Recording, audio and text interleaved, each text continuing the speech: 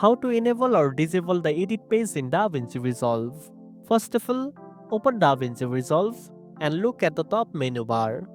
Click on Workspace and from the drop-down menu, hover over Show Page. This will open a list of all available pages like Media, Cut, Edit, Fusion, Color, Fairlight, and Deliver. Now, if you want to disable the edit page, all you need to do is uncheck the edit option from this list. As soon as you do that, the edit page will disappear from the bottom navigation bar, keeping your interface clean and focused only on the pages you need. If later on you decide to bring it back, just repeat the same steps, go to the Workspace menu, hover over Show Page, and this time, check the edit page to enable it again instantly. This method is quick and doesn't require you to restart the program. It's especially useful if you want to customize your workspace by hiding the pages you don't use regularly. And that's it.